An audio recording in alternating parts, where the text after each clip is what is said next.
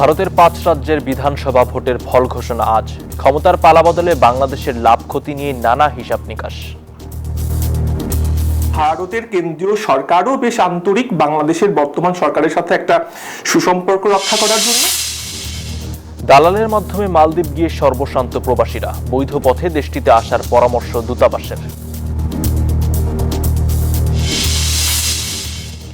এবং আজ যুক্তরাষ্ট্র থেকে দেশে ফিরছে লিমনের নিথর দেহ। বৃষ্টির মরদেহ আসবে বৃহস্পতিবার। 2 শিক্ষার্থী হত্যাকাণ্ডে শোকাহত প্রবাসীরা। স্বাগত প্রবাসের সংবাদে, সঙ্গে আছি আমি আসিফ সামাদ। আর এতক্ষণ দেখছিলেন বিআরবি কেবলস সংবাদ শিরোনাম। এবার বিস্তারিত। ভারতের 5 রাজ্য পশ্চিমবঙ্গ, আসাম, কেরালা, তামিলনাড়ু ও কেন্দ্রশাসিত অঞ্চল পুদুচেরিতে বিধানসভা ভোটের ফল ঘোষণা আজ। স্থানীয় সময় সকাল 8টায় শুরু হবে ভোট গণনা। ধারণা করা হচ্ছে বিকেলের মধ্যেই ফল স্পষ্ট হয়ে যাবে। বুথ ফেরত সমীক্ষা বলছে এসব রাজ্যের কোথাও বিজেপির অগ্রযাত্রা, কোথাও আঞ্চলিক শক্তির দাপট, কোথাও আবার কংগ্রেস জোটের প্রত্যাবর্তনের ইঙ্গিত। তবে পশ্চিমবঙ্গে মূল লড়াই হবে মমতা ও শুভেন্দুর মধ্যেই। ভারতের এবারের বিধানসভার ভোটে সবার নজর পশ্চিমবঙ্গে। মমতা বন্দ্যোপাধ্যায়ের দুর্গ অটুট থাকবে নাকি শুভেন্দু অধিকারীর নেতৃত্বে বিজেপি ইতিহাস গড়বে, এই প্রশ্নই আটকে জাতীয় রাজনীতির চোখ। বুথ ফেরত জরিপে তৃণমূল বিজেপির মধ্যে হাড্ডাহাড্ডি লড়াইয়ের আভাস পাওয়া গেছে। আসামে বিজেপি নেতৃত্বাধীন জোটের শক্ত অবস্থানে বার্তা মিলছে। কেরালায় বাম বনাম কংগ্রেসের লড়াইয়ে বিজেপি এখনো প্রান্তিক, তবে ভোট শতাংশের লড়াইয়ে নতুন সমীকরণ খুঁজছে। তামিলনাড়ুতে ডিএমকে এআইএডিএমকে এর প্রচলিত সমীকরণের মাঝখানে বড় পর্দায় থালাপাতি বিজয়ের উত্থান, নতুন চমক। আর পুদুচেরি মাত্র 30 আসনের ছোট্ট রাজ্য হলেও দিল্লির বড় বার্তার প্রতীক। ফলে এসব রাজ্যের ফল শুধু সরকার বদলের হিসাব নয়, এটি মোদী সরকার বনাম বিরোধী শিবিরের পরবর্তী লড়াইয়ের রাজনৈতিক থার্মোমিটার।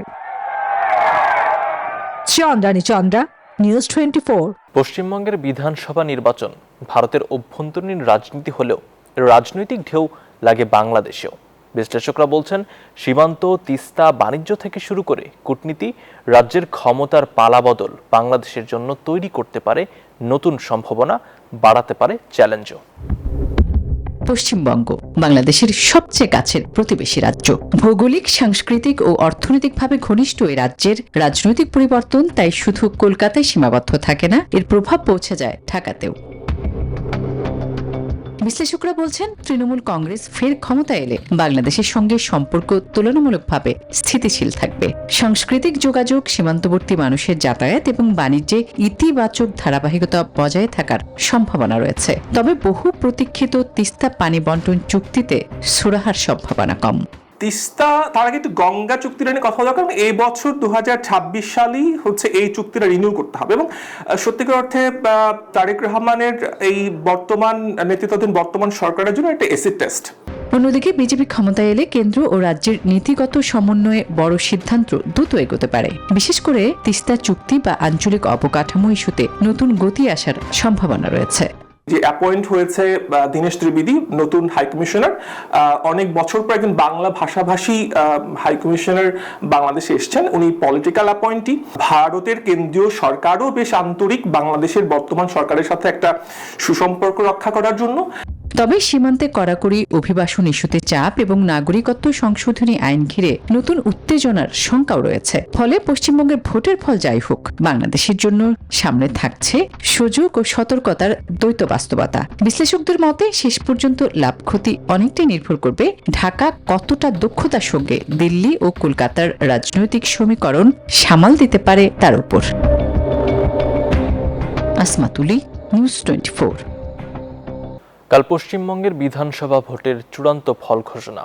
বুথ ফেরত সমীক্ষা মমতা বন্দ্যোপাধ্যায় ও শুভেন্দু অধিকারের মধ্যে হাড্ডাহাড্ডি লড়াইয়ের আভাস দিচ্ছে। কোনো দলই যদি ম্যাজিক ফিগার 148 ছুঁতে না পারে, সরকার গঠনের মূল চাবিকাঠি চলে যাবে ছোট দল ও স্বতন্ত্র প্রার্থীদের হাতে। রাজ্যপাল একক বৃহত্তম দলকে সরকার করতে ডাকলে মেলাতে হবে নতুন এক রাজনৈতিক সমীকরণ।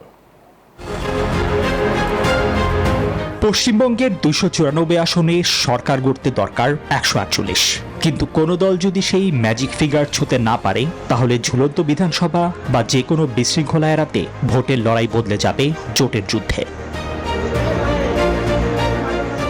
সেক্ষেত্রে বৃহত্তম দল হিসেবে তৃণমূল এগুলে মমতার ভরসা হবে ছোট দল, স্বতন্ত্র ও ইস্যুভিত্তিক সমর্থন। পশ্চিমবঙ্গের একক সংখ্যাগরিষ্ঠতা না পেলে নির্ণায়ক শক্তি হিসেবে আবির্ভূত হতে পারে বামফ্রন্ট, কংগ্রেস ও আইএসএফ জোট। কাঙ্ক্ষিত আসন সংখ্যা নিশ্চিত করতে জোটের সমীকরণ ছাড়াও জয়ী নির্দল প্রার্থীরাও হয়ে উঠবেন অমূল্য। এদেরকে নিজেদের পক্ষে টানতে রাজনৈতিক দলগুলোর মধ্যে শুরু হবে প্রবল স্নায়ুযুদ্ধ। সংবিধানের রীতি অনুযায়ী স্পষ্ট জনরায় না এলে রাজ্যপাল সবচেয়ে বেশি আসন পাওয়া দলকে আগে ডাকবেন। এরপর বিধানসভার ফ্লোর টেস্ট বা আস্থা ভোটে তাদের সংখ্যাগরিষ্ঠতা প্রমাণ করতে হবে।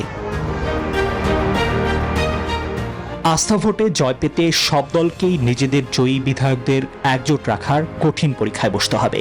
শেষ পর্যন্ত বাংলার ভাগ্যে কি দাঁড়ায় তা জানতে এখন অপেক্ষা শুধু চূড়ান্ত ফলাফলের। নিবিড় আমিন, নিউজ 24।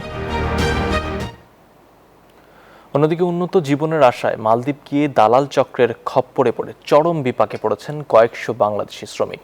দীর্ঘ অপেক্ষার পরও কাজ না মেলায় খাদ্য ও বাসস্থান সংকটে মানবেতর জীবন কাটাচ্ছেন তারা। অসহায় এই মানুষদের পাশে দাঁড়ানোরও নেই কেউ।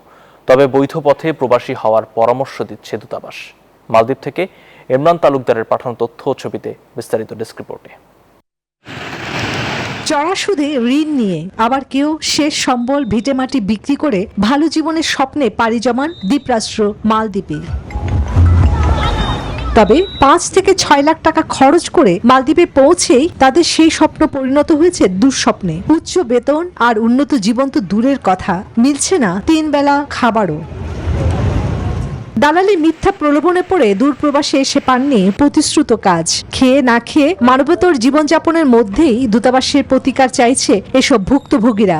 এই কোম্পানির ভিসা বলে এখানে পাঠাইছে, কিন্তু এখানে আসার পর আমি দেখি ফ্রি ভিসা, কিন্তু কাজ দেওয়ার কথা বলে আমাকে আজকে ৬ মাস পর্যন্ত রাখছে, কিন্তু কোনো কাজ দেয় নাই। হাই কমিশনে আসছে যে আমরা দেশে যাব এবং আমাদের ক্ষয়ক্ষতি আমরা তার কাছ থেকে মিটাবো। এখন আমি যেই জায়গায় আছি গেস্ট হাউস খানা টাকা এগুলা আমি কই থেকে দিমু, আমার বাপ মারে কি দিমু, আমার কিস্তি কই এগারে কি দিমু আমি। মালদ্বীপ সরকার অবৈধ অভিবাসীদের বিষয়ে জিরো টলারেন্স নীতি গ্রহণ করেছে, তাই বাংলাদেশিদের বৈধ পথে দেশটিতে আসার জন্য অনুরোধ দূতাবাসের। বিএমএর মাধ্যমে সরকারি খরচে আসার চেষ্টা করবেন এবং মনে রাখবেন ১,২০,০০০ টাকার বেশি লাগলে মনে করবেন যে এটা বৈধ না। দালাল চক্র রুখতে দুই দেশের কূটনৈতিক তৎপরতা বাড়ানো দরকার বলছে প্রবাসীরা। Desk report, news 24। দেশের পথে যুক্তরাষ্ট্রের ফ্লোরিডায় হত্যার শিকার বাংলাদেশি শিক্ষার্থী জামিল আহমেদ লিমনের মরদেহ সোমবার সকালে ঢাকায় পৌঁছাবে লিমনের কফিন। এদিকে মিয়ামিতে অবস্থিত বাংলাদেশ কনস্যুলেট জানিয়েছে লিমনের সঙ্গে নিহত নাহিদা সুলতানা বৃষ্টির মরদেহ দেশে পাঠানোর প্রক্রিয়া চলছে। যুক্তরাষ্ট্রের ইউনিভার্সিটি অফ সাউথ ফ্লোরিডার পিএইচডি শিক্ষার্থী লিমনের মরদেহ অরল্যান্ডো আন্তর্জাতিক বিমানবন্দর থেকে দেশের উদ্দেশ্যে রওনা হয়েছে। দুবাই হয়ে সোমবার বাংলাদেশ সময় সকাল ৮টা ৪০ ঢাকায় পৌঁছানোর কথা রয়েছে। এর আগে গত বৃহস্পতিবার যুক্তরাষ্ট্রের স্থানীয় সময় দুপুর ২টার দিকে টাম্পা বে এলাকায় ইসলামিক সোসাইটিতে লিমনের জানাজা অনুষ্ঠিত হয়। এতে ইউনিভার্সিটি অফ সাউথ ফ্লোরিডার শিক্ষার্থী এবং প্রবাসী বাংলাদেশি কমিউনিটির সদস্যরা অংশ নেন। এদিকে নিহত আরেক শিক্ষার্থী নাহিদা সুলতানা বৃষ্টির মরদেহ দেশে পাঠানোর কার্যক্রম শুরু করেছে মিয়ামিতে অবস্থিত বাংলাদেশ কনস্যুলেট। বাংলাদেশের কমিটির তথ্য অনুযায়ী স্থানীয় সময় বুধবার টাম্পার একটি ইসলামিক সোসাইটি মসজিদে বাদ জোহর বৃষ্টির জানাজা অনুষ্ঠিত হবে। এরপর বৃহস্পতিবার তার মরদেহ বাংলাদেশে পাঠানো হবে। এই প্রক্রিয়ায় সহায়তা করছে ওয়াশিংটন ডিসিতে অবস্থিত বাংলাদেশ দূতাবাস। বাংলাদেশে পৌঁছবে। অন্যদিকে নৃশংস এই হত্যাকাণ্ডে নিহত ২ পিএইচডি শিক্ষার্থীর স্মরণে স্মৃতিসৌধ নির্মাণের ঘোষণা দিয়েছে ফ্লোরিডা বিশ্ববিদ্যালয় কর্তৃপক্ষ। ২ বাংলাদেশি শিক্ষার্থীর মর্মান্তিক এই হত্যাকাণ্ডে এখনো শোকাহত প্রবাসী বাংলাদেশি কমিউনিটি। ঘটনায় জড়িত সন্দেহে লিমনের রুমমেট মার্কিন নাগরিক হিশাম আবু ঘারবেগকে তার পারিবারিক বাসা থেকে গ্রেফতার করা হয়েছে। চন্দ্রানী চন্দ্রা, নিউজ 24। কানাডার প্রকৃতিতে এখন বসন্তের রং, আর সেই রঙের সঙ্গে তাল মিলিয়ে উৎসবে মেতে ওঠেন দেশটির সাসকাটুন শহরের প্রবাসী বাংলাদেশিরা। এ সময় তারা শেকড়ের গান, প্রজন্মের টান একসাথেই গায় বসন্তের গান। এই স্লোগানকে সামনে রেখে আয়োজন করেন বসন্ত বরণ ও পিঠা মেলার উৎসব। কানাডা প্রতিনিধি লাইলা নুসরাতের তথ্য ছবিতে ডেস্ক রিপোর্ট। বাহারি রঙের শাড়ি আর পাঞ্জাবিতে মুখরিত হয়ে ওঠে কানাডার স্কাটুন শহরের বেলেথাম ক্যাথলিক স্কুল প্রাঙ্গণ। এ সময় শহরটির বিভিন্ন স্থানে বসবাসরত প্রবাসী বাংলাদেশিরা অংশগ্রহণ করেন উৎসবটিতে, যেখানে মেলার মূল আকর্ষণ ছিল বাংলার লোকজ সংস্কৃতির অন্যতম ধারক যাত্রাপালা। সেই সাথে আয়োজন ঘিরে ছিল বিভিন্ন ধরনের পিঠা আর দেশীয় খাবার। এদিকে বসন্ত বরণ মেলার এই উৎসবে বসেছিল নাচ, গান আর কবিতা আবৃত্তির আসর, যা আয়োজনটিকে করে তোলে আরো বেশি উৎসব মুখর। এ সময় মেলার আয়োজক নুরুল হুদা পলাশ বলেন, দেশ থেকে দূরে থাকলেও তারা বাংলাদেশের ইতিহাস ও ঐতিহ্যকে হৃদয়ে সবসময় ধারণ করেন। বিদেশের মাটিতে এই আয়োজন বাংলাদেশের সাংস্কৃতিক চর্চাকে বাঁচিয়ে রাখবে নতুন প্রজন্মের কাছে, এমনটাই প্রত্যাশা আয়োজক ও দর্শকদের। Desk report, news 24। শপথ নিলেন সংরক্ষিত নারী আসনের ৪৯ এমপি। রোববার রাত ৯টায় জাতীয় সংসদ ভবনের শপথ কক্ষে তাদের শপথ পাঠ করান স্পিকার অবসরপ্রাপ্ত মেজর হাফিজউদ্দিন আহমদ। আর এর মধ্য দিয়ে ত্রয়োদশ জাতীয় সংসদে সংরক্ষিত নারী আসনের প্রতিনিধিত্ব পূর্ণতা পেল। শপথ গ্রহণের পরই নারী এমপিরা জনকল্যাণমুখী কাজ করার পাশাপাশি নারীর ক্ষমতায়ন ও অধিকার প্রতিষ্ঠায় সক্রিয় ভূমিকা রাখার প্রত্যয় ব্যক্ত করেন। শপথ উপলক্ষে সন্ধ্যা থেকেই একে একে সংসদ ভবনে আসতে শুরু করেন সংরক্ষিত নারী আসনের সদস্যরা। জাতীয় সংসদ ভবনের শপথ কক্ষে রাত ৯টায় অনুষ্ঠিত হয় নবনির্বাচিত ৪৯ সংসদ সদস্যের শপথ অনুষ্ঠান। এ সময় প্রধানমন্ত্রী তারেক রহমান সহ বিএনপি ও জামায়াতের শীর্ষ নেতারাও উপস্থিত ছিলেন। শপথ পাঠ করান সংসদের স্পিকার হাফিজউদ্দিন আহমদ। সংসদ সদস্য নির্বাচিত হইয়া ৪৯ জনের মধ্যে বিএনপি ও জোট থেকে ৩৬ জন, জামাত ও তাদের জোট থেকে ১২ জন এবং স্বতন্ত্র আছেন ১ জন। শপথ শেষে দেশ ও মানুষের কল্যাণে কাজ করার প্রত্যয় ব্যক্ত করেন তারা। প্রধানমন্ত্রীর নির্দেশনায় আমরা সেইভাবে একদম ইউনিয়ন কাউন্সিল থেকে শুরু করে উপর পর্যন্ত কাজ করব। আমাদের প্রধানমন্ত্রী তারেক রহমান অবশ্যই এমন কোনো ডিসিশন দিবেন না যেটা দলের না, দেশের বিরুদ্ধে হবে এবং দেশের জনগণের বিরুদ্ধে। নারীর ক্ষমতায়ন ও অধিকার প্রতিষ্ঠায় সক্রিয় ভূমিকা রাখার কথাও জানান নবনির্বাচিত এসব সংসদ সদস্যরা। একই সঙ্গে দেশের উন্নয়ন অগ্রযাত্রা এগিয়ে নিতে সংসদে জনগণের কণ্ঠস্বর তুলে ধরার প্রতিশ্রুতি দেন। নিবেদক হয়ে আমি কাজ করতে চাই, একজন সেবক হতে চাই, বাংলাদেশের এবং বাংলাদেশের মানুষের একজন সেবক হয়ে আমি কাজ করতে চাই। বাংলাদেশের জন্য কাজ করতে চাই, এদেশের নারী সমাজের জন্য কাজ করতে চাই, এদেশের সমস্ত জনগণের জন্য কাজ করতে চাই। সরকার দলীয় চিফ হুইপ বলেন, শপথের মধ্য দিয়ে ত্রয়োদশ জাতীয় সংসদে সংরক্ষিত নারী আসনের প্রতিনিধিত্ব পূর্ণতা পেল। কয়েকজন নারী সদস্য পেয়েছেন, ইনশাআল্লাহ আমরা মনে করি সবাই মিলে আমরা কাজ করে এই দেশকে সুসংগঠিত করবো এবং দেশকে বিনির্মাণ করবো ইনশাআল্লাহ। মনোনয়ন বৈধ ঘোষণা হলেও নির্বাচন কমিশনের গ্যাজেট প্রকাশ না হওয়ায় সংরক্ষিত নারী আসনের আরও এক প্রার্থী এনসিপি নেত্রী নুসরাত তাবাসসুমের শপথ অনুষ্ঠিত হয়নি। নাইম আলচিকো, নিউজ 24, ঢাকা। দেশে পরিবেশ বান্ধব যাতায়াত ব্যবস্থা নিশ্চিত করতে নতুন ইলেকট্রিক বাস ও ট্রাক আমদানিতে বড় ধরনের শুল্ক কর ছাড়ের সিদ্ধান্ত নিয়েছে সরকার। মন্ত্রিসভার বৈঠকে এই কর অব্যাহতি প্রস্তাবের অনুমোদন দেওয়া হয়েছে। রবিবার সন্ধ্যায় জাতীয় সংসদ ভবনের ক্যাবিনেট কক্ষে প্রধানমন্ত্রী তারেক রহমানের সভাপতিত্বে অনুষ্ঠিত মন্ত্রিসভার ষষ্ঠ বৈঠকে এই গুরুত্বপূর্ণ সিদ্ধান্ত নেওয়া হয়। নতুন এই নীতিমালার আওতায় ন্যূনতম ১৭ সিটের সম্পূর্ণ নতুন ই বাস আমদানিতে ভ্যাট বাদে অন্য সব শুল্ক কর মওকুফ করা হয়েছে। এক্ষেত্রে মোট ১৫% মূল্য সংযোজন কর বহাল রেখে কাস্টমস ডিউটি, রেগুলেটরি ডিউটি ও সম্পূরক শুল্ক সহ অগ্রিম আয়কর থেকে অব্যাহতি দেওয়া হবে। এই সুবিধা আগামী ৩০ জুন ২০২৬ পর্যন্ত কার্যকর থাকবে বলে জানানো হয়।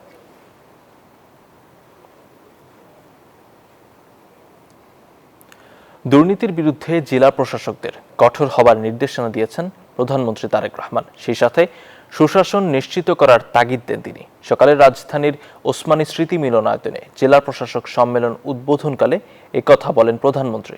এছাড়া সন্ত্রাস দমন, হয়রানিমুক্ত সেবা দেয়া, পণ্যের দাম নিয়ন্ত্রণ, ভেজাল রোধ, নারী শিশু নির্যাতন বন্ধ সহ বিভিন্ন ক্ষেত্রে কার্যকর ভূমিকা রাখার আহ্বান জানান তিনি। সচিবালয় থেকে হেঁটে রাজধানীর ওসমানী স্মৃতি মিলনায়তনে যান প্রধানমন্ত্রী। উদ্বোধন করেন 4 দিনের জেলা প্রশাসক সম্মেলন।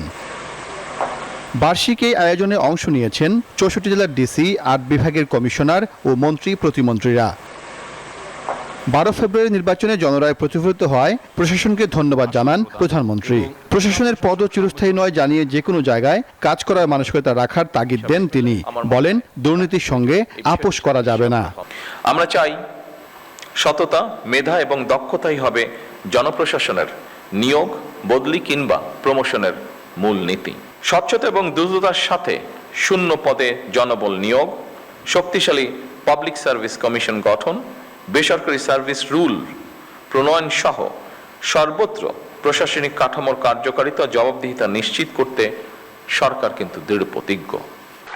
বিদ্যুৎ সাশ্রয়ের সন্ধ্যা 7টার পর মার্কেট বন্ধ সহ সরকারি নানা সিদ্ধান্ত বাস্তবায়নের কথা স্মরণ করিয়ে দেন তিনি। মোবাইল কোর্টের অভিযান বৃদ্ধি, অপরাধ দমন, পণ্যের ন্যায্য মূল্য নিশ্চিত করা, সেবা প্রার্থীদের হয়রানি বন্ধে উদ্যোগী হবার তাগিদ দেন। খাদ্যে ভেজালের বিরুদ্ধে কার্যকর ব্যবস্থা গ্রহণ একটি অত্যন্ত জরুরি বিষয়। এই খাবারটি আপনি খাচ্ছেন, আমি খাচ্ছি, আপনার পরিবারের সদস্য আপনার সাথে থাকছে, তারাও খাচ্ছে। কাজেই এটির প্রতি আমাদের নজর রাখা অত্যন্ত প্রয়োজন। আইন শৃঙ্খলা পরিস্থিতি এবং মাদক নিয়ন্ত্রণ, সাম্প্রদায়িক সম্প্রীতি বজায় রাখা এবং বাল্য বিবাহ, নারী ও শিশু নির্যাতনের বিরুদ্ধে কঠোর ব্যবস্থা গ্রহণ করতে হবে, যেগুলো আপনাদের ক্যাপাসিটির মধ্যে আছে। নির্বাচনের আগে দেওয়া সব ওয়াদা এবং জুলাই সনদ বাস্তবায়নের প্রতিশ্রুতিও তুলে ধরেন। পরে জেলা প্রশাসকদের সঙ্গে মুক্ত আলোচনায় প্রধানমন্ত্রী মাঠ পর্যায়ের সমস্যার কথা শোনেন ও সমাধানের নির্দেশনা দেন। সাইফুল ইসলাম, নিউজ 24, ঢাকা। বিএনপি বহুদলীয় গণতন্ত্রের কথা বললেও নির্বাচনের পর জনগণের আকাঙ্ক্ষার সাথে প্রতারণা করেছে বলে মন্তব্য করেছেন এনসিপির আহ্বায়ক নাহিদ ইসলাম। দলটির জাতীয় কনভেনশনে জামায়াত সেক্রেটারি বলেন, গণতান্ত্রিক রাষ্ট্র কাঠামো বিনির্মাণের পথে বাধা হয়ে দাঁড়িয়েছে বিএনপি। অনুষ্ঠানে অংশ নেওয়া অন্যান্য দলের নেতারা বলেন, বিএনপি 2 মাসে তাদের অতীত ভুলে যাচ্ছে। রবিবার রাজধানীর কাকরাইলে জ্বালানি, অর্থনীতি, সংস্কার ও গণভোট বিষয়ক জাতীয় কনভেনশনের আয়োজন করে জাতীয় নাগরিক পার্টি এনসিপির সংস্কার বাস্তবায়ন কমিটি। পরবর্তীকালীন সরকার এতে 4টি সেশনে দেশের জ্বালানি, অর্থনীতি, মানবাধিকার, মত প্রকাশের স্বাধীনতা ও গণভোট নিয়ে দিনব্যাপী আলোচনায় অংশ নেন বিভিন্ন বিশেষজ্ঞ ও রাজনৈতিক দলের শীর্ষ নেতারা। নাগরিক সমাজের প্রতিনিধিরা বলেন, জুলাই সনদ বাস্তবায়ন না হলে সরকার ফ্যাসিবাদী হয়ে উঠবে। জুলাই সনদ, গণভোট এগুলি এই বিএনপির মানতে হবে, না মানলে পরে কিন্তু আমরা আবার ঠিক হাসিনার যে সরকার ছিল সেই সরকারের দিকে আমরা ফিরে যাব। হঠাৎ করে কিন্তু কয়েকটা কমেন্ট, ফেসবুক পোস্টের জন্য সারা বাংলাদেশ জুড়ে অনেকগুলো মানুষকে অ্যারেস্ট করা হয়েছে। এই প্রবণতাটা কিন্তু ভালো নয়, এটা অতীতের একটা ছায়া।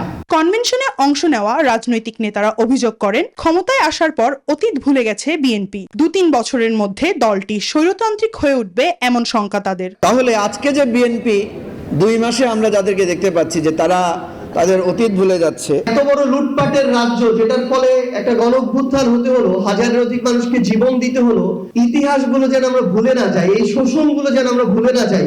গভর্নমেন্ট যেইভাবে যাচ্ছে এটা খুব সুখকর এবং দীর্ঘমেয়াদী কোনো ইতিবাচক প্রভাব রাখবে বলে আমার মনে হয় না, এবং আমাদের প্রত্যেকটা সিটিজেন বিট্রেড ফিল করছে, চিটেড ফিল করছে।